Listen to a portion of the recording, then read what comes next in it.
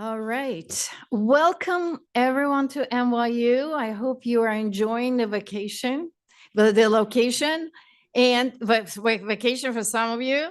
And there's free entertainment always in Washington Square Park. If you have not noticed, that's part of the attraction of being here in the villages in West Village here in New York City. But we are absolutely thrilled to welcome you here. And I just want to make one observation. I'm Anna Tavis, by the way. I'm the Department Chair for Human Capital Management Programs. Definitely we can come up with a better name for it. Stella and I were just talking about it. What are we going to do about human when we have all of the augmented agents and other creatures working with us in collaboration? So please, if you have ideas, let us know. But at this point, this is what we are on the books. And I just want to mention to you that this is, David, I don't know if you remember David Green. It was exactly 6 years ago when we launched our People Analytics and Technology Master's Science degree. That was the first STEM accredited HR program in the country and probably the world. It was exactly 6 years ago. And in September, we had a whole group of people analytics, emerging gurus like David Green coming through. And we had Amit, we had Ian, we had quite a few of our friends coming through. And because they were on their way to Philadelphia, of all places. And, we have a little bit of a rivalry going on. And I'm like, what are you doing in Philadelphia? We should have this event here. And here we are 6 years later, and we are absolutely delighted. And I really want to make it a tradition. As I was talking to Barry about People Analytic World, I know some of you are going to be attending the next 2 days, that event as well, but we really want to welcome you here at NYU. There's a lot to learn. We have our students mixed up with the audience here, and they're here to learn from all of you. And I am absolutely thrilled to see how the profession is thriving. And we have incredible talent coming through the pipeline, through our program and others. And I think this event will contribute to that thought leadership and personal mentorship and, creating the next generation HR leaders, because guess what? This is what HR will look like going forward. So on this note, David, please welcome to the stage and our esteemed panelists as well. Thank you.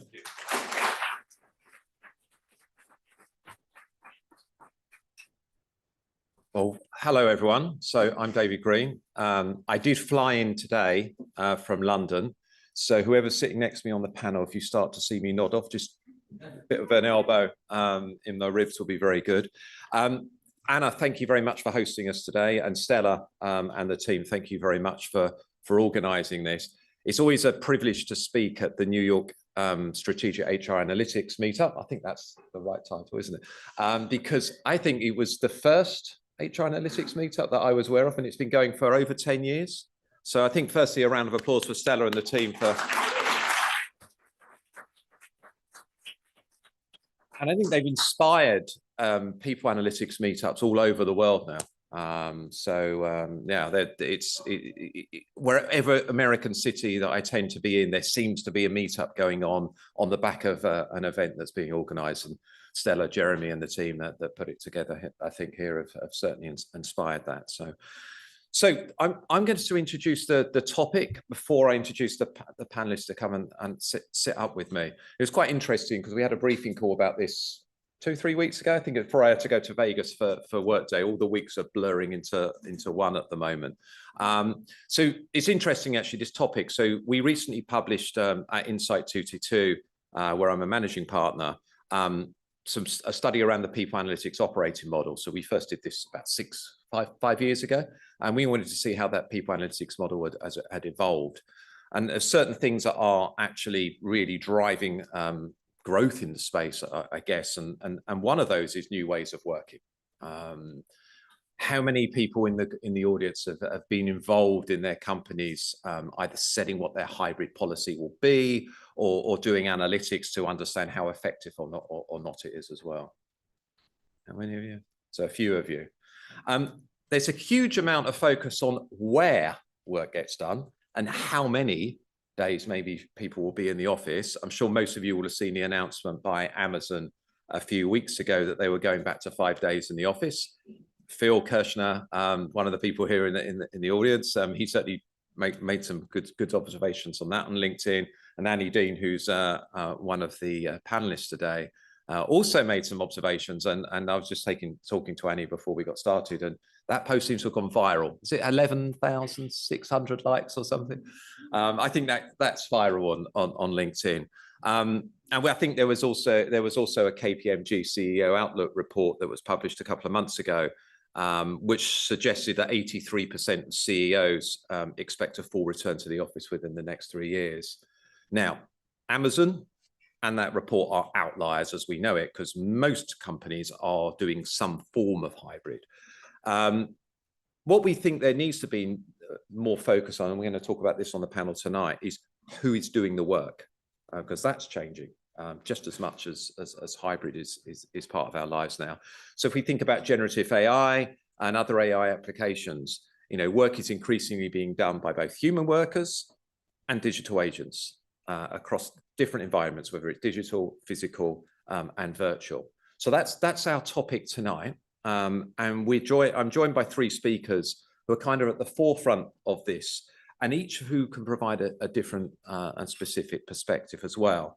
So it's ABC actually, because we have Annie, Bridie, and Chris. So I'll start with Annie. We also have 2 Australians on the panel, one Brit and one American who works for an Australian headquartered company. So there's definitely an Australian flavour going on at the moment, and maybe that's why there's a few tinnies at the back. I don't know if that word translates. So Annie Dean, if you'd like to come up and take a seat first. So Annie Dean leads Team Anywhere at Atlassian. Her and her team have just published a really good report on 1,000 days, I think, of Atlassian going distributed. So we're going to be sharing some insights from that tonight. So Annie is the A.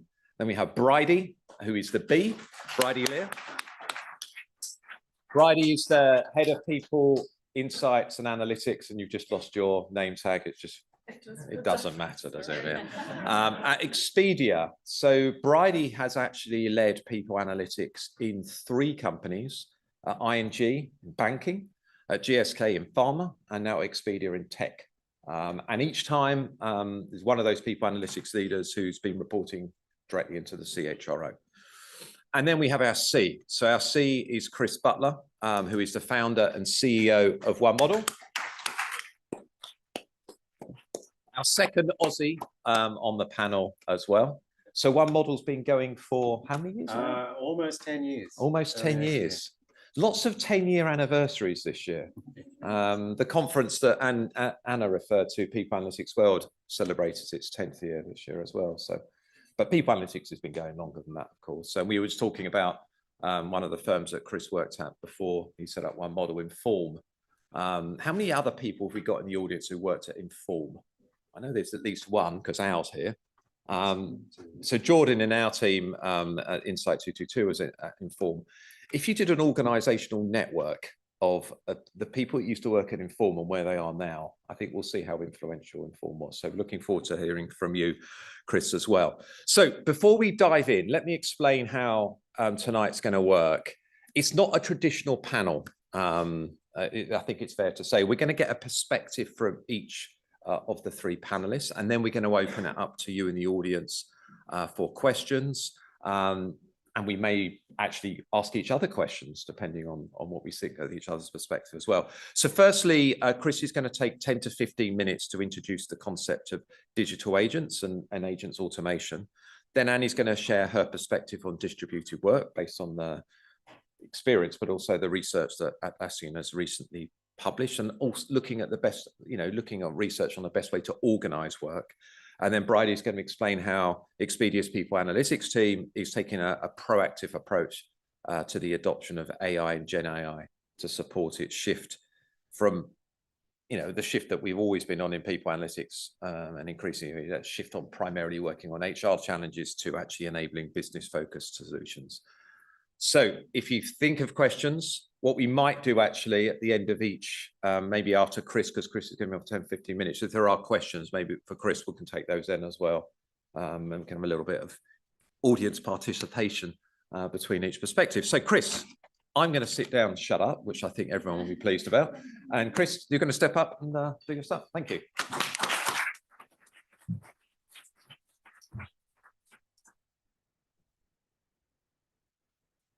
Are we already sharing this application, or I need to do that here?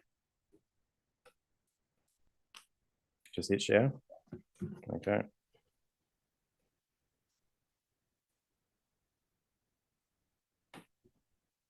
Okay, excellent. So I'm Chris Butler, as David said, one of the co-founders and the CEO at OneModel. I'm here today to share a bit about what we're seeing develop in the usage of AI, how we're using some of those things at work, and also what we've been building to do a lot of the work that our data engineering and support teams have actually been doing and working with customers, and how we've been applying agentic workflows to that. So there's a couple of things to introduce here. I'm going to start with what we're calling the enterprise AI ecosystem. Enterprise AI is a term that's out there, but how we view it, basically, our belief is there will be one enterprise AI that is chosen for you to interact with at work. Most likely, in my view, it's going to be one of the bigger OS operators, Microsoft's Copilot, Apple's Assistant, could be ChatGPT, although it's integrated into both of them. It may be an organization with a large user base as it is, it's already interacting, so a Salesforce or possibly a ServiceNow, but I think the OS guys have kind of the bigger piece here. Because while they don't have it yet, they're going to open up to be able to allow access to a lot of the tools and the capabilities that each of the services and systems that we use provide.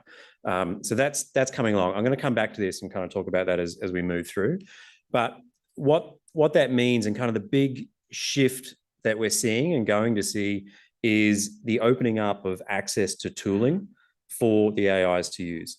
So you've heard people talking about AI hasn't really done a lot for us yet. It's a great chatbot. It can do a lot on documents and stuff like that.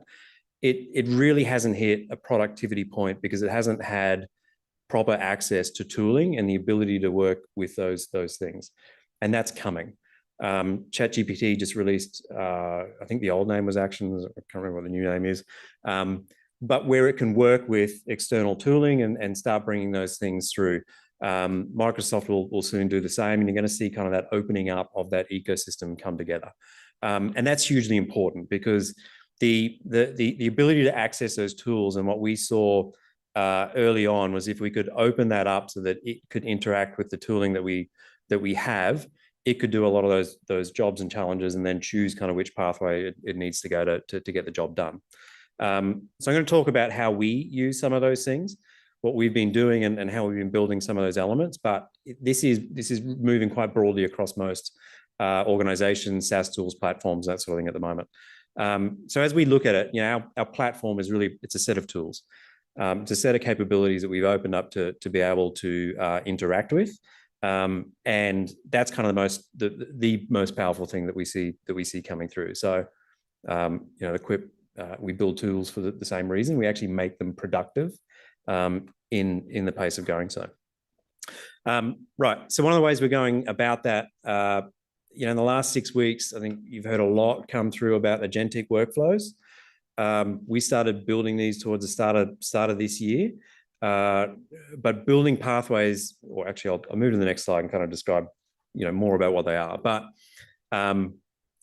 meet what we think will be your people analytics support team in the not too distant future, right? So each of these, if we boil them down, and this is kind of what we started with, each agent is given effectively a job description about what it's going to be doing, how it should be behaving, what it has access to, and the tools and access that it needs to get its job done, right? So they all have these personalities and distinguishing marks and features about them, and we give them rein to work with each other to accomplish a task, right?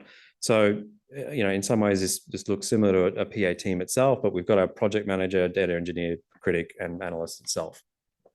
So if we give it a task, and this was an actual scenario that we gave it, this scenario is not connected to our platform. There's some evolutions of those, but this is one of the early pieces that we were testing through. I want you to go connect to Workday, get out our compensation data, make it ready for analytics, and tell me anything interesting that's going on within that. So we give that to the project manager. The project manager goes through, evaluates what it needs to do, builds the plan, and what each agent needs to do in each of those steps, right? It will assign that to the agent, and at completion, it'll come back and validate that it's actually done the task. We'll send it back to do it again, right? So first one, data engineer has to go out to Workday, research that API, understand it, get data out, get it into a data warehouse, clean it up, model that data so it can use it, and then build the supporting content so that the downstream processes can run. So this is very similar to what our data engineers would do today in the company, right? Or in your organizations. It goes through and runs through a lot of those tasks. It has some critique from the critic within there. So as it goes through and builds, as it creates code, it's being criticized, it's being evaluated, it's being sent back if it's wrong, it's being suggested if other changes should be made. And these things go back and forth. And it's actually like, it's phenomenal to watch two robots talking in natural language about what they're doing and what they should be doing when it's wrong, and sending them back to redo the task. And that's goes round and round until it's right, until it's accurate, and can move to the next stage. At which point, that's ready. The PA bot can pick it up and start building content out of it, right? So it has access to the tools to be able to create all of the visualizations, charts, tables, whatever, and it uses our tools. So it can't hallucinate and get things wrong out of a predefined library. It is using the tools to query the data through the security and permissioning engine in the right fashion to be able to create this content and create those dashboards and put those pieces out there. Access to data science tooling so it can run additional elements. And ideally what it's going to come back with is that content, that storyboard, that dashboard, or it's going to come back with a set of insights that it wants to communicate in those pieces. And so we've had these pieces working, creating those content and bringing these pieces through. So this is obviously pretty, those 4 bots do quite a lot of work. A bit too far.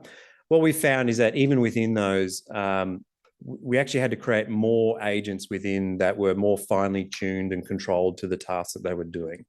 And the more you do that, the more accurate they became, and the more capability that we could push through. So these 4 have now become a swarm of agents kind of running all of these tasks. So second piece I wanted to share with you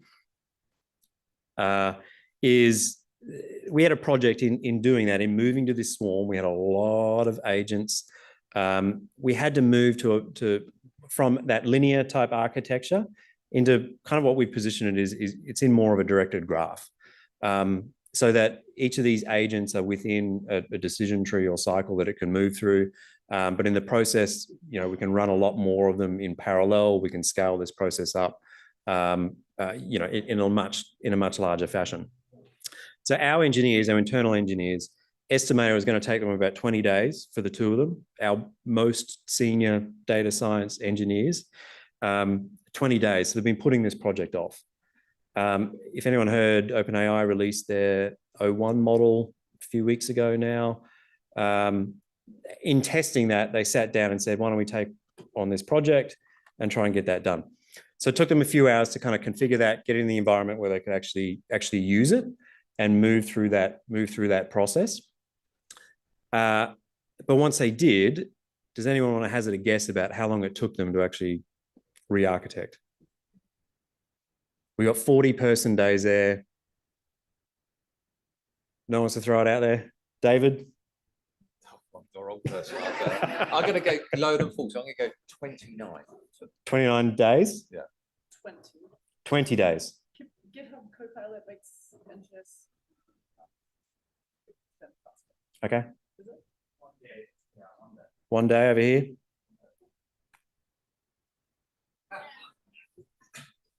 Half a day. Go on. 45 minutes. 45 minutes. 45 minutes to take what they were planning 40 days to do to run through that process, which is phenomenal. O1 is, if anyone doesn't know, is a model that's been given more planning and reasoning capabilities and the ability to think longer. And that's effectively what we've been creating in these agents is we give it more time to run through these processes and to check and to reevaluate what it's doing. So that is these guys interacting with O1 and doing these things. It's not an automated process. It is an engineer kind of working through those pieces. But a very large project, they're able to do quite rapidly. So you're seeing a lot more of that capability come through in those tools that are available. They will not be necessarily as good as finely tuned pieces that are designed to do an element here, but there's a lot more of that capability coming through. And it makes these agents we'd already built, once we switch out to those, a whole lot more capable in the process. So there's a massive amount of capability that's coming through. And when we set out on this path, because we've basically re-architected the company around rebuilding the product and the platform to use these toolings and pieces. This is what we set out. Normally we would do about 6 data systems a year for a customer. They typically just can't handle more than that. It's a lot to move through. The data project, the technology project itself, we're now looking at 12 in 2 weeks. I suspect we'll do those 12 in about 2 hours if we've got all of that data in one spot. So that has massive ramifications. And the biggest thing for me is we're moving beyond the core data that we've always spent our time on, and we get to move into more operational data, productivity data. Anything that's available, we need to bring in and be able to start using it. I think we start to move into more granular people analytics functions where we can go work with a smaller team. We can bring their data in. We can start talking with them about their individual issues and pieces and work on a much more granular level because we can bring those pieces in, right? We typically had to build the APIs individually. We can automate and kind of go out to virtually any in that fashion. Obviously, dashboards have become straightforward. They can be built rapidly. The silo into the enterprise AI, I think I'm going to talk about that a little bit further, but I think that's one of the biggest things that we need to be preparing for now, and what that means and how that's going to be controlled. But the other outcome for us is, we had to hire linearly with revenue to be able to support people. There were so many people that we needed to support a customer and make them successful. We will not hire another data engineer for quite some time, a long time, because we can scale them out. A lot more of that actually goes to the customer to be able to do those pieces and run in that fashion. So it's a massive productivity boost for us, for our customers, and what that means. It changes the opportunity that I think we have and how we actually deliver the service and the outcomes from it. So I'd keep those things in mind because it's going to move pretty rapidly and the capability is going to be there sooner than you think. So coming back to that enterprise AI, and I'm trying to move on quickly so we can get through, but we become a tool set that enterprise AI can operate. Just like the other tool sets in its suite, when you ask a question, it'll direct out to the right tool and operate in that fashion. I don't think that is very far away, and we have, we're already integrated into ChatGPT, where you can talk to ChatGPT. If you ask it a human capital question, it'll come out to us, return the results, and I'll show some of that as well. But that won't be far off the line. So I think that first order interface for all of those tool sets is changing, and I think you heard Mark Benioff at Salesforce talk at Workday Rising along the same lines the other day. That first interface changes. You go to that front end, ask your question, or say, "Hey, tell me something interesting about my team," whatever it is. It'll route that out to the right tool, provide the answer. In our case, we'll return content that you could dive deeper on. We'll return you something interesting about what we see in that data or that question that you've asked. And then it's your choice to whether you want to move into that tool. So for us, look, I think we become a second order interface. I think that first order for virtually all the tools coming through will be that first LLM front end, that enterprise AI front end, where it can then interact with the individual tools and even join what's coming out of them together before you move into those pieces. So that's second order. It's no less important because the analysis that you're doing and the pieces of content that you're creating are available to that tool set still. So the more that you have in there, the more it can interpret, the more it can surface, the more it can bring through. So it doesn't go away because these things are just sitting over the top. All right. A lot of text, but look, most SaaS companies are moving in this direction, trying to open up for tooling. I would say we're still probably on the earlier front, or we as a company are on the earlier front to where most are, but it won't be long as that's available that really everyone's doing that. The hard parts around working with data are going to become much easier and almost trivial, and that changes the types of activities you go after and what you're going to do with it. So who you're going to work with, who you can service within as well.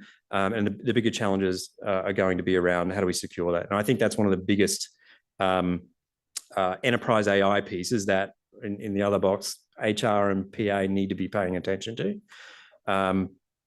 Because if we don't have our arms around this, that we can securely provide it or have a pathway to opening up, IT is going to come in and pull all of that data in and not do a great job of it because they won't be able to release it without proper security because those things just don't exist. But they will go in that fashion, and you'll lose 2 years kind of heading down that path. So my advice is start to understand what that strategy is looking like and how you're going to manage that data and that access so that you can work with IT and kind of ideally shepherd them in the right direction. Dashboard is dead, but it's not, it's second order. So all of that content is still very important to be consumed and bring through. All right, Richard's here. Richard's talked a lot about the people data framework. All of this still exists, but I think that store piece where we have the governance access layer, all those elements become ever more important within this world as well. So I talked about being in ChatGPT. I think Richard has a laptop. If anyone's interested, you can kind of show some of those pieces down the back there about what that looks like. But that view and what we're seeing there is, I think, very quickly going to be the norm and how we work with it and what it allows you to do in terms of getting data out and then asking it to run a regression and asking it to add these things or go to the internet and add data and then put it all into a presentation for me in that one flow is quite phenomenal. So I will hold it there. And I guess if there's questions. How many people in the room work in a people analytics team at the moment? Quite a few of you. So the optimist in me thinks this could supercharge people analytics, allow us to do more and have a bigger impact. The pessimist in me, is it on? Yes. Can you hear me? Okay. The pessimist in me thinks this could, no, it's not on. Test. Hold it above the collar. Oh yeah. My kids do a lot of karaoke, so. That's better. You can hear me now, yeah? That's good. And then the pessimist, did everyone hear what I said about the optimist? Yeah. The optimist in me is that this technology could superpower people analytics and make us more impactful. The pessimist in me thinks, ooh.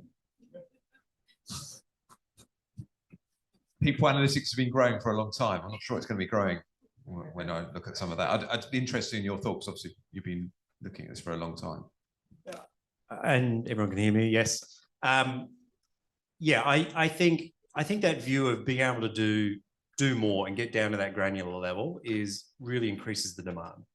The same way that you see the first release where you give democratization to data and people asking questions, that demand increased exponentially from people in the workforce coming back to you, right? I think it's the same thing. We just get to go a lot deeper with a lot more data and a lot more capability to go chase down. So it will again be a question of what, I'm going to have to focus priorities because there's a lot more that I can do, and in that fashion. And that one data engineer that kind of everyone struggled with in a PA team for many years now has a lot more leverage that they can do to bring that in and make it available and chase those things down. So it doesn't go away. If anything, it creates more work. We can just get through a lot faster. We can probably do a couple of questions for Chris now before we move to Annie and Bridie. And obviously, if either of you have got any perspectives or questions for Chris, please fire away. Has anyone got any questions? If you put your hand up, then I think we can come out with a microphone. Ian, okay. So Chris might be answering the question. Oh well, we can check. It's going to be a difficult one. This is on. Yeah. So if you can say your name and an organisation, I mean, that's partly for the people in the room, it's also the people following online as well. My name is Ian. I'm with Icona Analytics. And my question, Chris, is are humans involved in the swarm? And if so, how? And if you think about orgs maybe wanting more or less human in the loop, can they like dial that up and down in your agentic workflow? Yes. So humans are involved in the loop, and they have to approve kind of what they're doing.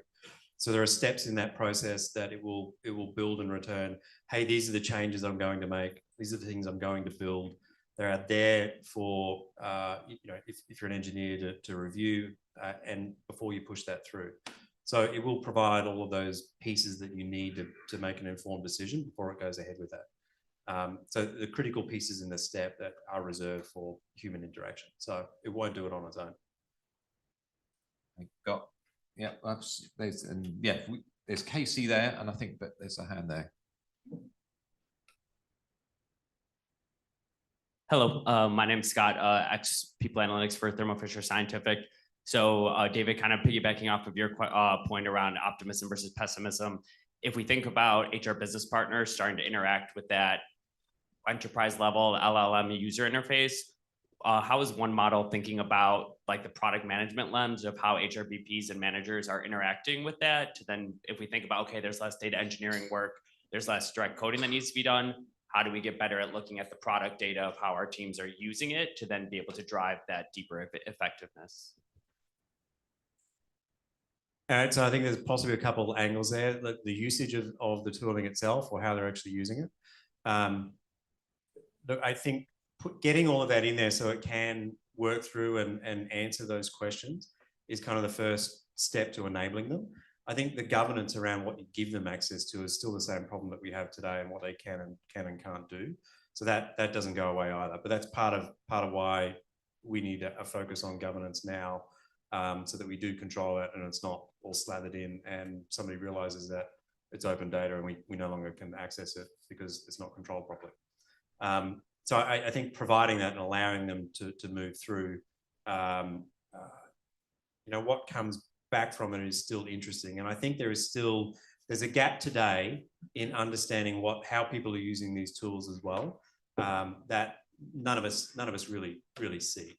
If you've been given ChatGPT in your organization, nobody knows what you're actually doing with it, how you're using it, what you're sending through, and those pieces as well. So I think the logging of how that's being used, and understanding kind of what people are doing with it is still a core piece of the challenge that obviously we, as our usage stats, we log so that we can come back and understand how that moves through.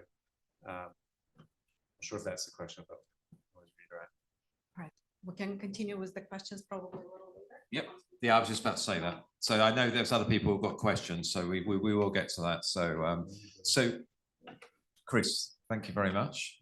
We're going to pass the baton to Annie. As I said, Annie and her team at Atlassian have just published a report around 1,000 days of distributed work at Atlassian. So you're going to share some insights from that, but also some of the other research and work you're doing. So Annie, over to you.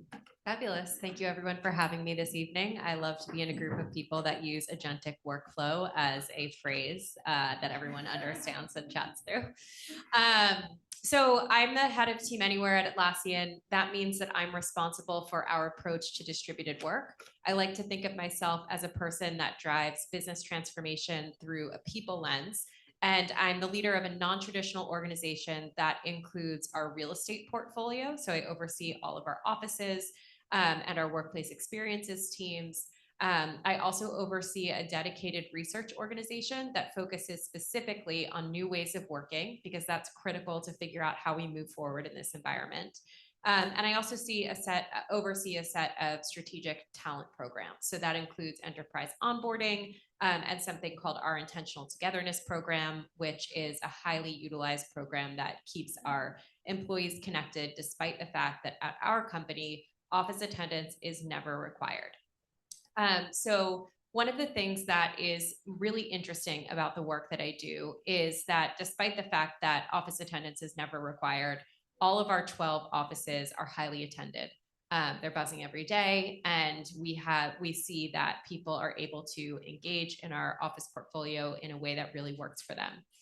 I've been studying how work happens for the past 10 or so years. I started my career as a real estate attorney on Wall Street, and then ended up building a startup that was a people analytics platform for workplace flexibility. Learned a lot at the time about what people really wanted and the deep needs that they had to drive better effectiveness and outcomes for an organization. And what I could see as early as 2018 was that a different way of working was beginning to be technologically possible. And that if we could unlock it, it would drive a lot of effectiveness in an organization, while also solving individuals' most deeply felt needs, especially those people that had been traditionally left out of the workforce. And I'm talking about caregivers, women, people with disabilities in particular. So to me, this seemed like a win-win. I wouldn't say every CEO agreed with me. So at the time that I was doing this research, what's happened with some of the most notable clients that you can think of, great brand names in fintech, financial services, tech, etc. Time and time again, we would work with these companies and deploy our analytics and research over a period of 6 or so months. And we would find out and validate that idea that people outcomes were better and people were having a better experience. So it was this double benefit. And then I started to feel like people are just not seeing what I'm seeing, and I can't keep banging my head against the wall. So I'm actually going to, sell the company and move on to something else. And that was January 2020. So I didn't move on to something else. And I ended up starting at Deloitte, where I helped, shape the early work from home mandates when work from home was the mandate, not return to office. And we were thinking about things like PPE and social distancing and, how to, execute the change from an office-based environment to a non-office-based one. And what was pretty clear across the board is that transition was relatively seamless. There were, challenges, there were difficulties of staying coordinated and connected in that environment, but it was going pretty well. After about a year at Deloitte in that environment, I ended up being the first head of remote at Facebook. And so we built out the, set of talent policies that really set the market for what, a talent approach might look like in that environment. And then after about a year and a half there, I went to Atlassian, where I do a kind of very different type of job, because it's really an org leadership role where I get to have more skin in the game in terms of the policies that get set and delivered. So I guess my thesis about all of this is that this has always been a story about how to work differently and not about where to work. And when I, from the space that I occupy and, the excessive view that I take to all of these conversations and as they unfold, I don't think it's unrelated out there in the universe that first we had work from home orders and 4 years of the pandemic, and now we have AI. Because I think AI shows us in a very clear way what we already learned over the past 4 years, and that's that work is happening differently. So, when one of the things that's been so exciting about Atlassian and having a dedicated research team, which I'd love to talk to you all about, given that so many of you influence research, is the opportunity to study an organization that is executing this change as it's happening. And we've learned a lot of really interesting things. I would say that overall it's working for our company. So what we found in our 1,000 days report was that not only does it help us get talent faster, it helps us get double the number of applicants. We fill roles 30% faster. We have better diversity numbers. The top performers at the organization say that this is the primary reason why they stay. So it has a hugely retentive effect. And it drives other great outcomes, which are not necessarily the point, but it does drive financial efficiency. If you think about using your real estate footprint differently, and other, really positive outcomes that enable us to stand confidently in front of our executive team and continue to endorse this approach. And I would say that, first of all, that was really difficult to be able to develop those success metrics. So when you are working with the people analytics team and you have to figure out how to measure the efficacy of these programs, you really have to, on the one hand, start to get really smart about the difference between location, office attendance, and outcomes, and really start to fluidly look across those things.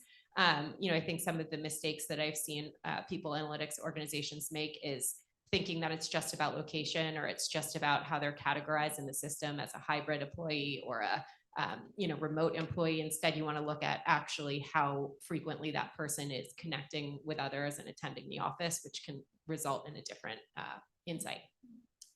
And I would say from a thesis perspective, I think there are 3 primary changes that organizations need to implement if they want to take the opportunity to work differently.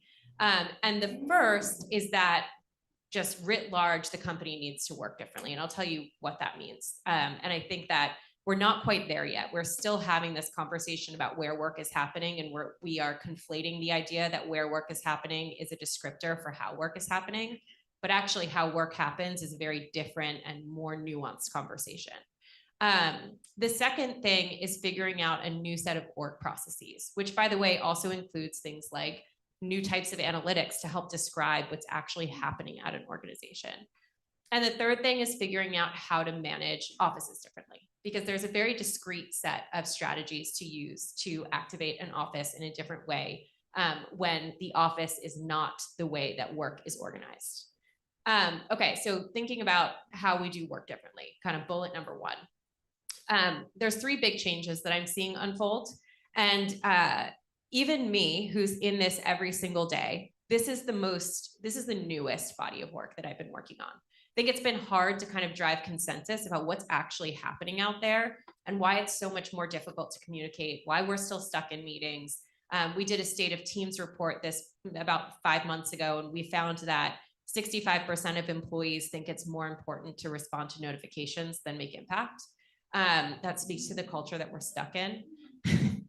93% of Fortune 500 executives are telling us that their teams could get the same amount of work done in half the time if they could collaborate more effectively. 24% of Fortune 500 executives tell us that only 24% of their teams are doing mission critical work. They tell us that about half of their people are doing duplicative work. So again, these point to how to work problems, not where to work problems. And we have to drive some daylight between those concepts. And we have to do that through data, because in my experience over the past 10 years, the only thing that convinces an executive team is research and data.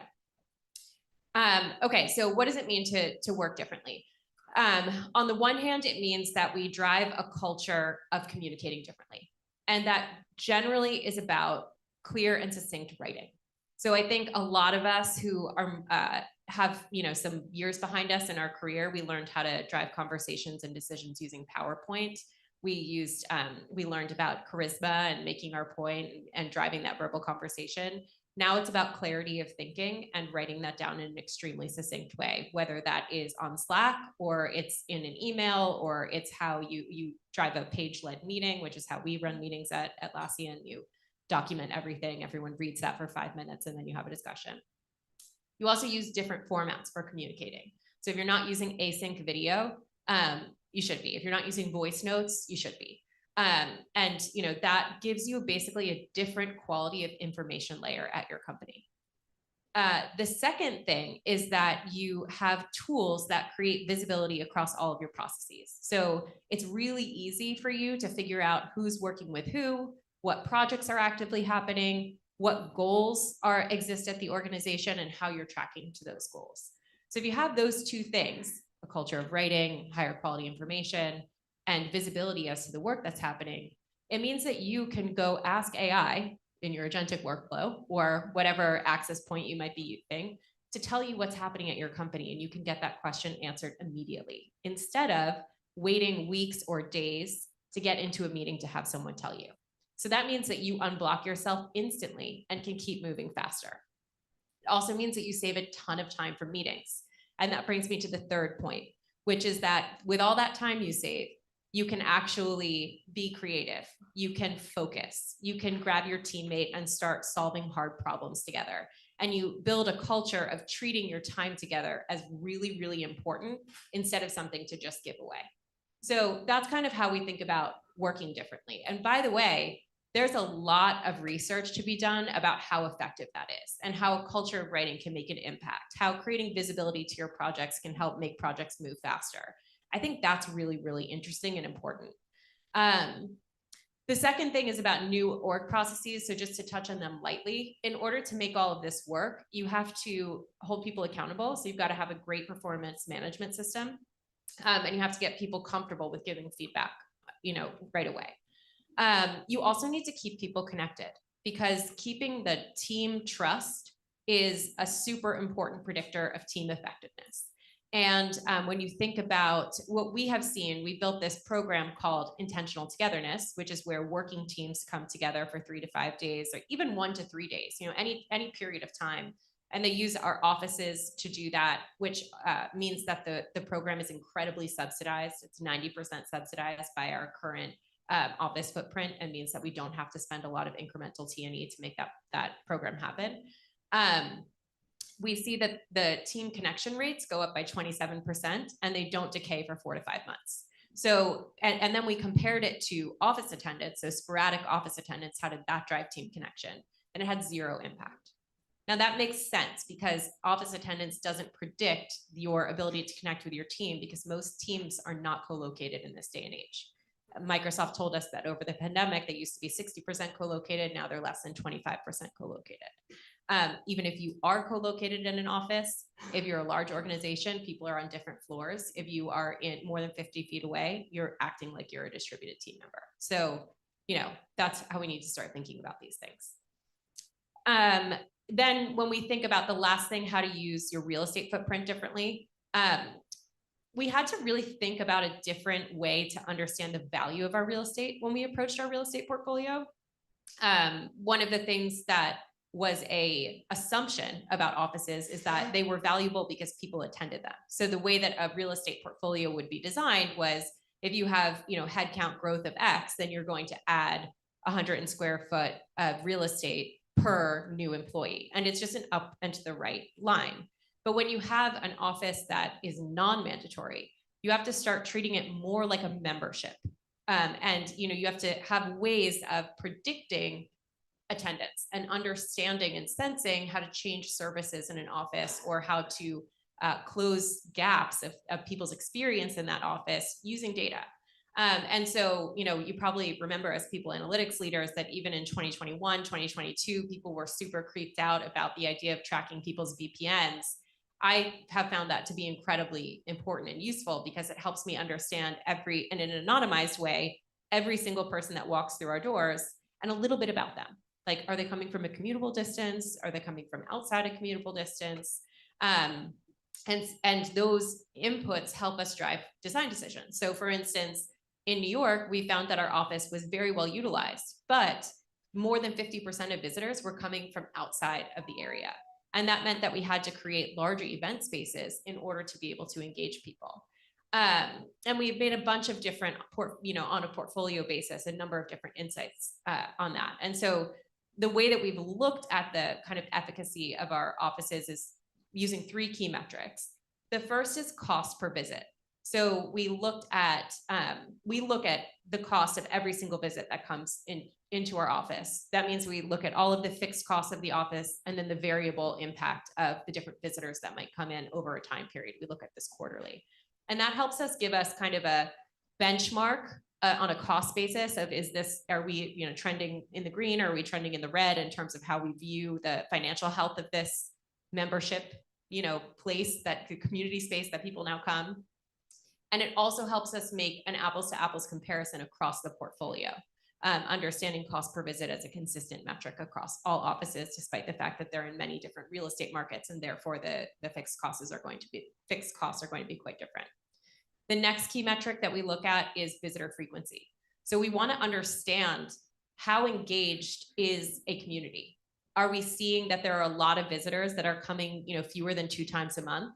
If so, this community doesn't have a lot of stickiness. So we're going to either have to intervene or think differently about how we support this space. The last thing is pure utilization. So, we look at how much space we have and how utilized it is, considering how many visitors we have. And this gives us a way to deal with space planning. So if you think about each of those metrics, it's kind of, on the one hand, you're engaging with the CFO. On the other hand, you're engaging with design. And in the last space, you're dealing with space planning. And so when you start to, use these metrics, it gives you a totally different, more dynamic and more changeable landscape. We ended up making a substantial reduction of our overall footprint, and we were able to reinvest those savings into new offices that we've opened since. So it gave us the flexibility to invest differently, which I think is a really important approach overall. So if you're thinking about hybrid policies, I'm happy to chat after. I'm happy to talk on LinkedIn, but I think there is a whole body of work that's really emerging here. And I don't think it's as simple as how many days in the office. I think we really have to do the research to be able to understand what's unfolding and how do we drive business efficacy and social value through both of those, in both of those efforts.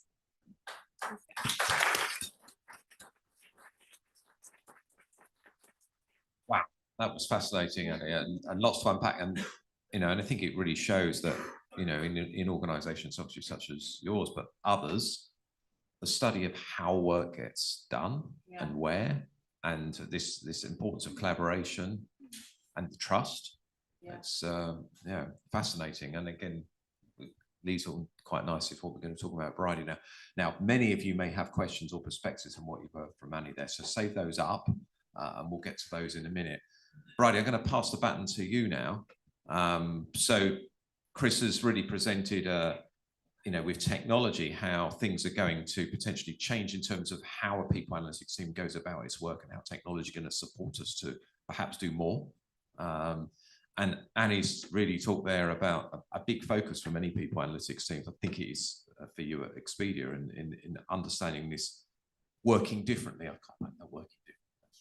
So how we're working differently as organisations and the impact, on the organisation and the people within it. So really, it's. I think you're going to share some of the work that you're doing at Expedia, particularly around Gen AI and AI. So over to you, Bridie. Thank you, and thanks. We're definitely discussing hybrid work policies, so thank God people are researching it for us internally. But I was thinking a little bit, as I have been over the last few weeks, like everybody, about AI and Gen AI and everything that's galloping towards us. And I was thinking, I started in people analytics in the field 15 years ago, and I had a scrappy little team, because it's hard to imagine now, but I could not attract data scientists or data engineers into HR. Are you kidding me? And so we had a scrappy team of students, basically, helping me to try to solve some of these problems. Because even back then, we understood that the transformative value is more in the kind of machine learning AI space, right? And back then, I had a dream to develop an intelligent manager assistant. And if you recall back then, chatbots were pretty crappy. It's hard to imagine now, but they were. But we imagined even a little robot that followed managers around, and you could like shout at it and it would give you answers. And I feel like, and I feel like we're almost there. finally, because in 15 years, I have not pulled that off in industry. And why is that? Despite the huge investment we've had in this field, despite the advent of more and more digital work, data, etc., we haven't managed to do those kind of things because internally in organizations, we have not had the volume or the variety of data to train models well enough to do this kind of thing in a sensible manner. And there's nothing worse than launching a crappy chatbot into the organization, especially from HR, because that's not going to win you any favors. So I am really, really excited about the advent of these developments because we are finally going to move past dashboards. I have to admit, my team and I, some of my team are here, we still spend an enormous amount of time typing up insights for executives. And that is a drain of talent in this field. I personally, as a leader in this field, type up insights for the CEO. So I'm really excited about what it will bring to our field. I'm less worried about losing my job, but I have other things I'm worried about that I will share with you.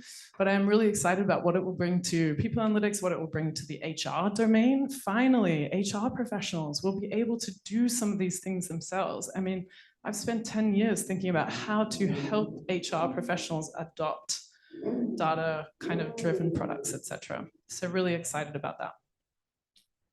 In Expedia, we were one of the early adopters of the first large language models. That has pros and cons. I mean, we're a travel tech organization. We are trying to power global travel for everyone everywhere. And even at the end of last year, only about 6% of people will use conversational AI to plan their trip. However, we think it's coming really fast, because a third again are using it to compare hotels, to compare flight prices, etc., and to find some fun activities to do when you're there. So we have had a strategy for a longer period in which we are wanting to develop innovative trips for people. And this is where we can really start to play. But as organizations, we are not ready. We have to get ready fast. And so even as an early adopter, we see all of the advent from vendors, from startups, from internal galloping towards us at a pace that is much faster than we've ever seen before. And I think that's what's keeping us awake at night in industry. How can we make sure that we get ahead of the pace of regulation, the pace of our employees adopting these things no matter what, and our customers going elsewhere rather than coming to our platform? Recognizable to the practitioners in the room? So what are we doing to prepare for this? In people analytics, we follow the strategy of the organization. The first thing we do is set up governance. Boo, boring.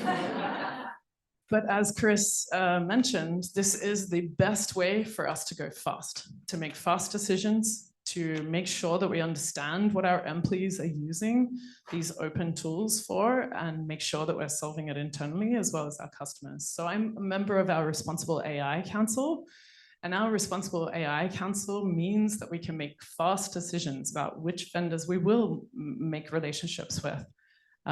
We are tracking and monitoring what our employees are using the open forms of Gen AI for, so that we can see, well, if they're using that for this, then we need to solve it internally because they're going to put our data in there. And what we are seeing as we're tracking and monitoring that, at first it was administrative tasks, and now it's software development. We have GitHub Copilot. We have lots of support for our software engineers. They're still going outside to solve their day-to-day things that they need to solve. So what is missing? We think easy interfaces is missing, but that's something we need to solve as an organization quickly. So we can quickly adapt and respond and get ahead of these things with that kind of close governance. The second thing we're doing is really an AI strategy. Now, AI strategy, yeah, what does that mean? We're a tech platform company, so we needed to have a really hard think about buy versus build. And that decision is becoming more and more and more complex. And also in the people analytics space. When I first started in this space, we built everything ourselves. And then as we ran into privacy challenges and we ran into data challenges, and then HR tech came and started solving things, and then startups, thank God, came and started solving things and scaling things for us very quickly. So in Expedia, we think about a 70-20-10 kind of strategy. 70% we work with existing vendors, large vendors. 20% we're looking for people solving things in this space that can solve things and scale things faster than we can. And 10% around, we would be looking at proprietary models. What are proprietary models when it comes to people analytics? That's what we need to figure out, because we need to play in that white space in between all these vendors. So what keeps me awake at night is A, how can I help my organization stay ahead of this, prepare for this, make sure our employees have the skills to adopt and adapt as this gallops towards us. But the second thing is, how do we knit this together in a way that makes it really easy and simple for employees to use? Imagine that you have 6 different agents trying to give you advice. Imagine that you have to go to 6 different interfaces to get your most basic information. So I think what we're thinking about internally is how can we start to enable some of these things, but make sure that it's really seamless for employees and seamless across functions, across processes, across domains. So this isn't just about the HR space. Yeah. I think I'll leave it there.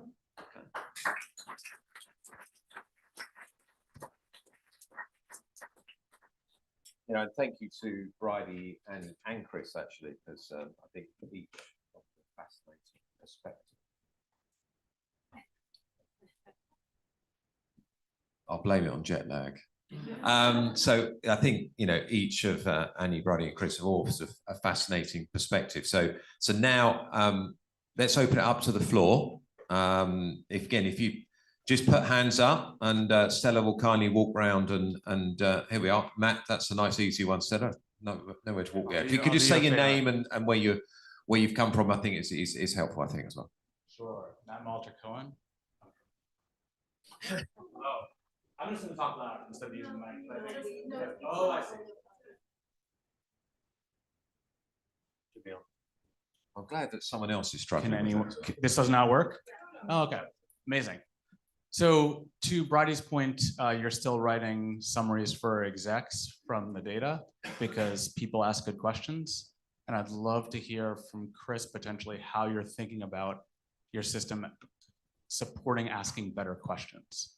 Because I think the failure is often in the questions that get asked in terms of driving insight for orgs. Yes. So you can ask those questions now and have the machine go through and give you an answer. But I think if you've used any of the, so getting the right prompts and iterating on those prompts and moving it to the point that you want, so you've got that right outcome, I think is still a skill everyone needs to develop. We can generate insight from the data. If you say, tell me something interesting about this, it will come back and give you a whole series of insights, but whether it's the same one you would write, probably not. If you're going to dig deeper, but having it dig deeper and asking it continual questions, you'll start to get, ideally you get an answer that's closer to what you might have got. So you're saying that Bridie's still going to be writing up those insights for a while yet? You can teach your boss how to iterate through those questions. Possibly, but you might get there faster rather than the manual analysis, right, of digging through that. You can run that analysis by asking those series of questions and kind of tell me more about this, and what if we add this in, and having the machine kind of work through that rather than manually kind of sift it. I think what I'm hearing is we need to train the executives to be able to use these tools as well if we really want to realize the promise of them. There's an element, but that's why you're not going to get rid of an analyst because the machine's not necessarily going to have the same outcome. You've got to dive through that to still know what's important. They will get better and better, but it doesn't go away to know what's really good insight to provide. Yes. Oh, sorry, you've got a question there. Casey. It's Casey Brower, Cornerstone Building Brands. Brady, you touched on this a little bit when you mentioned that, you know, we're all actual, you know, we're teaching others data literacy also as part of our job, especially as people analytics leaders. Now, Chris and Brady, how do you see the gap of data acumen going as we continue down this journey? Do you see it widening? Do you see it going in a different direction, such as literacy and writing the prompts, or, you know, and also again with the along those lines of ensuring that everyone's getting the same questions answered the same way across the organization, so we don't have those competing, you know, influences.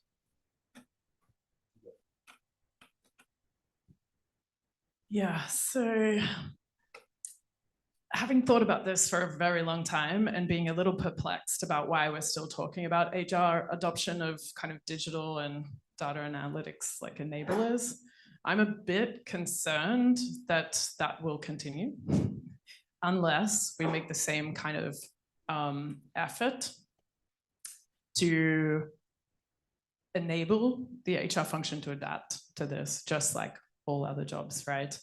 I think it's easy to, there will be the same proportions of people that adapt to and adopt this really fast, and then others that might take a little bit more support. But what I'm excited about is that it's lowering the threshold substantially, we expect. But we're still going to run into the same issues we've run into: data privacy, our employees' perception of what is okay for their employer to do and not do, and look at and not look at, and serve up in different ways. We're still going to have that.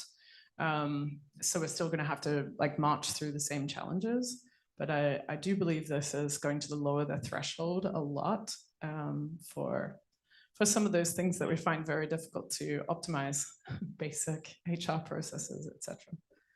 Leaders, I see that already the types of questions and curiosity that are coming directly from the business and from employees themselves is going very fast. And I think that will create a pool.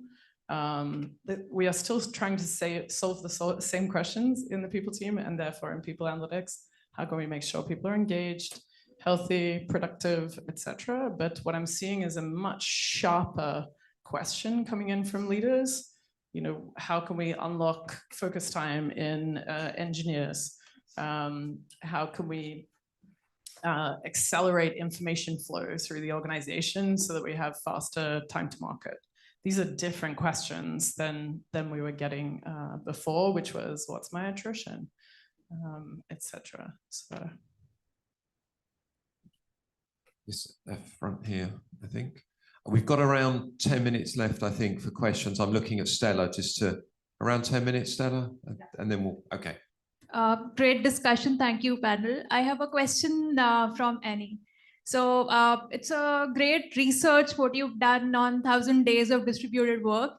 There's one thing you've mentioned, I think you've not spoken about that on the panel. It's about 70-20-10 model on collaboration, focus, meetings. You've said that if you are in meeting the whole day, when do we work? So 70% of your time goes into meetings, 20% you spend on collaboration, and 10% goes into focus. So I just want to understand that what matrix did you use to design and validate this model? Were you able to adopt across your organization, and what was the impact? So it's interesting research. It really got me thinking, wow, I mean, you know, this can also be done. This can also be done. It's just really awesome, the research you've done. Yeah. Thank you so much. Well, I have an awesome team. And how do we get to that? So what is being referenced is a calendar redesign experiment that we did. So we had a hypothesis that a lot of that people's time was not being used effectively, and that time was the most important thing to optimize for, because time being our most valuable resource in terms of knowledge work, if we organized it differently, we could get to different outcomes. And when we were assessing the problem, what we saw was that across the organization, despite having very different functions, so engineer versus marketing versus, you know, finance, people's calendars were all beginning to look the same. 30-minute, 30-minute, 30-minute, 30-minute, 30-minute meetings. And we didn't think that there was actually a lot of value that could be unlocked in a 30-minute time block. So instead, we just tested some hypotheses where we did a calendar redesign experiment, and we worked with an A group and a B group to say, if focus 70% of your time in one area, 20% of your time on kind of open team time, so the ability to kind of grab your colleague and solve a problem together, and 10% on dedicated focus time. And we found that 65% of the group across the board, I can't remember the exact numbers, but it was pretty much consensus across the A group and B group that when people reorganize their calendar like that, that they started to indicate that they were getting their work done faster, making more progress towards their actual goals, as opposed to treating their calendar as a to-do list that was created by other people. And then we, the thing about that I think is underestimated about working differently is it feels so good. When you're able to actually focus on the things that matter and really deeply work with your colleagues, the habit persists. So we found that even after the study, we continued to passively monitor people's calendar data, and people actually kept up with that different way of working. The one thing that was interesting about the A group and the B group is that in one of the groups, we asked them to get clear every single morning, just to go through a very brief clarity exercise on what is the most important thing I need to get done today. And when people asked themselves that question, their outcomes were significantly better. So, creating that clarity exercise of orienting, we wanted to teach people, design your day around the one thing so that you're aware of what you must get done by the end of the week. And I think the experience that people had qualitatively was that people realized that there were a ton of things that they were doing that actually were non-essential, and they were able to get rid of those activities. A lot of them were the information sharing meetings that are better utilized just through, AI enabled search now that that's available.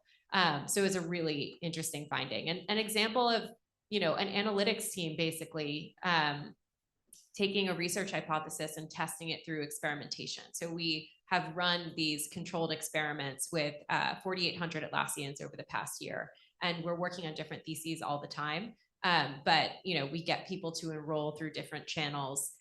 We sometimes tell them the topic, we sometimes don't, but we do them across a wide range of issues, and we publish some of them. So it's really exciting to see. Thank you. Got a couple of questions here. Right. Carissa, I think if I can read. Yes, Carissa. Carissa from Brightfield. I have a questions for Annie related to measurement. So when you were talking through different designs of office space and people coming and not coming, you quoted a lot of statistics around this % of increase in happiness and this much more work done and this much whatever. Like, I'm curious, like, what kind of measurements are you using? When I think you're talking about kind of program success metrics, where we looked at we were looking at the efficacy of distributed work as a model. So we had to make some assumptions. We looked at a bunch of metrics that were pre-pandemic, and then we looked at those same metrics longitudinally after Team Anywhere or our distributed model had been implemented. And so there are, obviously confounding factors to why we would have a higher time to fill or more applicants per role, but we felt that when we looked across the whole landscape of data points, that there was that Team Anywhere was a primary driver of a lot of those different outcomes, especially because we also had survey data that we were collecting in the background to understand the relative importance of the program to people as they navigated their careers at Atlassian, which was survey based. And when we're thinking about how we collect any of these measures, some of it is digging deep into really broken spreadsheets where we're trying to understand, as you can all imagine, kind of different HR data factors. Some of it is ongoing survey data that we're always collecting and that we kind of are, opportunistically asking different questions on.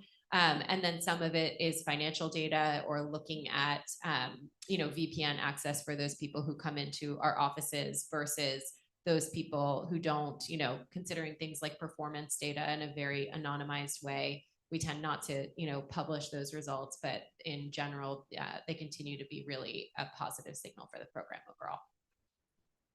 We got one more question, Phil. Hello, Phil Kirshner. maybe inspired by the original question about the optimistic or pessimistic view for people analytics, and then the last couple of things you two said. Annie, obviously, Team Anywhere and Atlassian, you guys are a bit of a, Increasing the yeah, outlier. unicorn or something in the mix. And like to do what you've described requires people analytics, right? Like you said, attrition, engagement, talent, normal people stuff, plus real estate and spatial analytics, which I promise you are 10 years, 15 years behind people analytics and general sophistication, and collaboration analytics, like who uses Slack, who doesn't, who talks to each other, who doesn't. Do you think this will all coalesce around one, what it feels like to work here analytics function? Or do you think the HR, IT, real estate is going to try to fight to retain their own analytics horsepower, as there will never really be one person running all three of those things? I think this is a question for both of you, but as the customer of this data, where I'm trying to answer these questions, it is so hard for me. So I have to go into the analytics function. I've had to hire my own business analyst. I have to work with the finance team.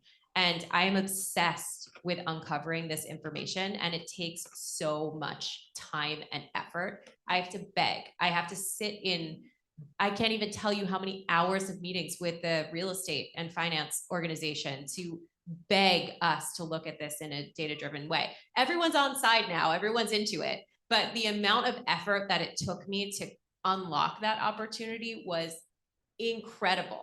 And so when I think about, how this might be playing out at other organizations, I imagine it will be difficult to kind of get to that next level, except that we have incredible leaders like you, Bertie, who are thinking about this in a really sophisticated way, and people in this room. And I hope that leadership from this side of the house can really drive some of those changes as opposed to the customer.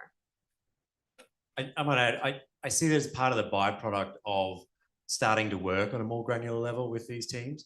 So if you go and sit down with a sales team and work with them around their people function and understanding how they're working, you're necessarily bringing in all of your CRM data, what customers are interacting with, how they're running their processes, how they're doing all these sorts of things.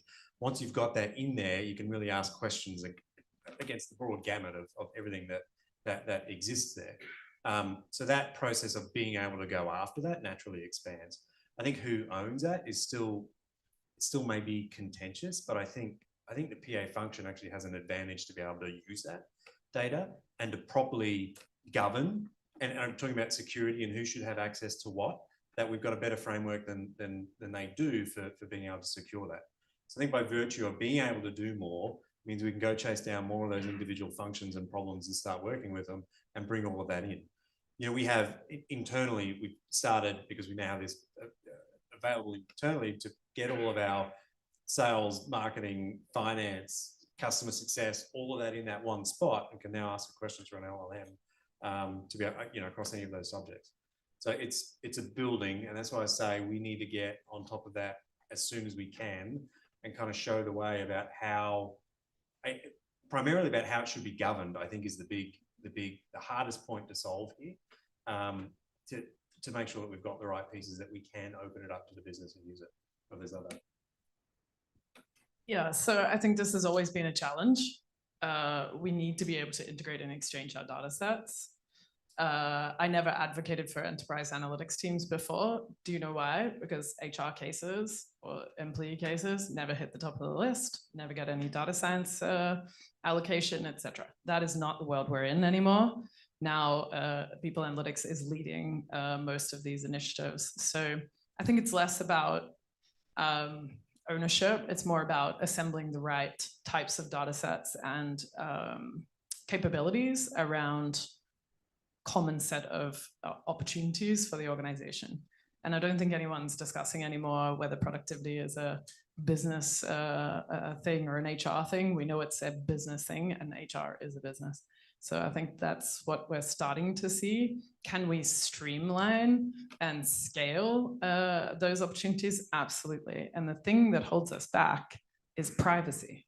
So not the privacy function, they're our friends, but privacy, employee data privacy, and all the regulation, jurisdictions, and all that stuff around that. That is why we have had to safeguard, even though our people data is on the Traveler platform, it's very complex for us to combine, because these types of complex questions we need to study on an individual level over time, right? And that's where it starts to become a bit complicated.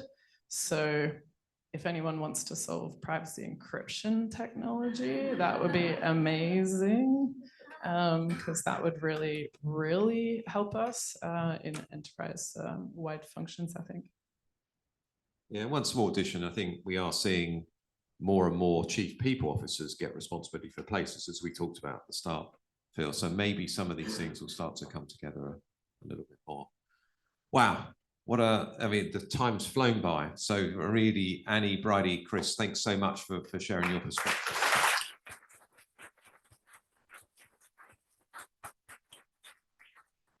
And a round of applause to David for moderating despite his jet lag and traveling today. Thank you, One Model, for sponsoring our drinks and food. And thank you, NYU, for hosting us and organizing the beautiful space and hosting the meetup. We have another 10 minutes probably of this space, so please take advantage of everything that is left over.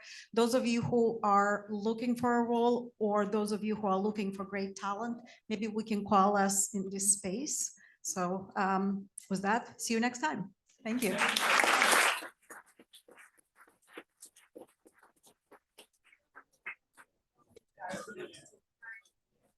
Chris.